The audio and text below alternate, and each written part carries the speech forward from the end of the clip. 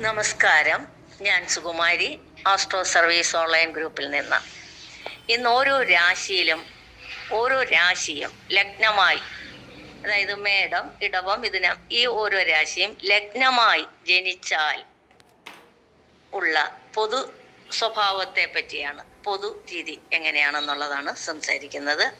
അതായത് ആദ്യം മേടം ലഗ്നത്തിൽ ജനിച്ചവരുടെ പ്രത്യേകതകൾ.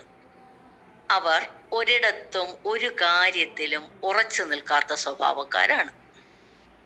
ദൂരദേശത്ത് സഞ്ചരിക്കാനും അവിടെ താമസിക്കാനും ജോലി ചെയ്ത് ധനം നേടാനും ഇവർ കൂടുതൽ താല്പര്യം കാണിക്കും.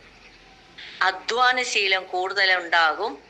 ശാരീരിക അധ്വാനത്തിന് മടി കാണിക്കുകയില്ല. പ്രായോഗിക ബുദ്ധി കൂടും. എല്ലാ വിഷയത്തെപ്പറ്റിയും സാമാന്യമായ അറിവ് നേടും. അന്യരുടെ അഭിപ്രായങ്ങൾ ശ്രദ്ധിക്കുമെങ്കിലും സ്വന്തം ചിന്താഗതി അനുസരിച്ചായിരിക്കും തീരുമാനങ്ങൾ എടുക്കുക. എല്ലാം തുറന്നു പറയുന്ന ആൾക്കാരാണ്. മത്സരങ്ങളിലും വാഗ്വാദങ്ങളിലും പിന്മാറാതെ നിൽക്കും. സ്നേഹിക്കുന്നവർക്ക് വേണ്ടി എന്ത് ത്യാഗവും ചെയ്യും. നീതിനിഷ്ഠയും സത്യസന്ധതയും ഉണ്ടാകും. കർത്തവ്യനിഷ്ഠയും ഉത്തരവാദിത്വ ബോധവും പ്രകടിപ്പിക്കും. സ്വന്തം അഭിപ്രായങ്ങളിൽ ഉറച്ചു നിൽക്കും. നിർബന്ധ ബുദ്ധി കൂടും. അതുമൂലം അടുത്ത സുഹൃത്തുക്കളുമായി പോലും കലഹിച്ചെന്നും വരാം. അതുമൂലം മനസ്വസ്ഥതയും കുറയും. സുഖജീവിതത്തിന് കൂടുതൽ താല്പര്യം കാണിക്കും. ഭക്ഷണ കാര്യത്തിൽ പ്രത്യേകം ശ്രദ്ധയും താല്പര്യവും ഉണ്ടാകും. സസ്യഭക്ഷണത്തോടായിരിക്കും കൂടുതൽ താല്പര്യം. ഇലക്കറികൾ കൂടുതൽ ഇഷ്ടപ്പെടും. എരിവുള്ള വസ്തുക്കൾ, ചൂടുള്ള സാധനങ്ങൾ തുടങ്ങിയവയിൽ താല്പര്യം കൂടുതൽ കാണിക്കും. ലഘുഭക്ഷണത്തിലായിരിക്കും താല്പര്യമെങ്കിലും എപ്പോഴും എന്തെങ്കിലും കഴിക്കണമെന്ന നിർബന്ധം പിടിക്കും. ധാരാളം വെള്ളവും കുടിക്കും. പുരുഷന്മാരായ മേടലഗ്നക്കാർക്ക് സ്ത്രീ വിഷയങ്ങളിൽ താല്പര്യം കൂടുതലുണ്ടാകും. സ്ത്രീ സാമീപ്യം ഇഷ്ടപ്പെടുകയും സ്ത്രീകളെ ആകർഷിക്കാനും സന്തോഷിപ്പിക്കാനും പ്രത്യേകം ശ്രദ്ധിക്കുകയും ചെയ്യും. കലാവാസന, സംഗീതവാസന തുടങ്ങിയവയും ഇവർക്കുണ്ടായിരിക്കും. സ്ത്രീകളായ മേടലഗ്നക്കാർക്ക് പുരുഷന്മാരോടുള്ള മനോഭാവവും ഏതാണ്ട് ഇതുപോലെ തന്നെയായിരിക്കും.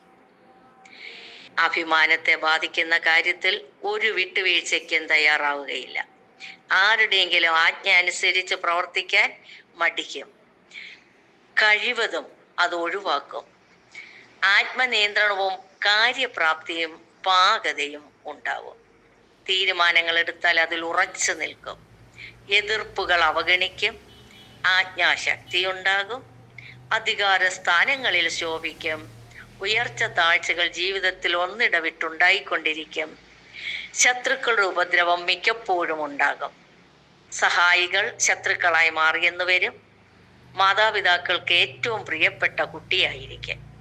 ആരോഗ്യം പൊതുവെ മെച്ചമായിരിക്കുമെങ്കിലും ശിരോരോഗങ്ങൾ, മൂത്രാശയ രോഗങ്ങൾ തുടങ്ങിയവ ചെറിയ തോതിൽ ബാധിക്കാനിടയുണ്ട്. പക്ഷെ ഗൗരവമായ രോഗപീഠയ്ക്ക് ന്യായമില്ല. പിത്തസംബന്ധമായ അസുഖമുണ്ടാവാം. സൗന്ദര്യവും ആരോഗ്യവും ഉണ്ടാകും. ധീരതയും സാഹസികതയും ഉണ്ടാകുമെങ്കിലും മനഃശക്തി കുറവായിരിക്കും. ചെയ്തു പോയ കാര്യങ്ങളെപ്പറ്റി ഓർത്തോർത്ത് ദുഃഖിക്കുന്ന സ്വഭാവക്കാരുമാണ് ഈ കൂട്ടർ. നന്ദി, നമസ്കാരം.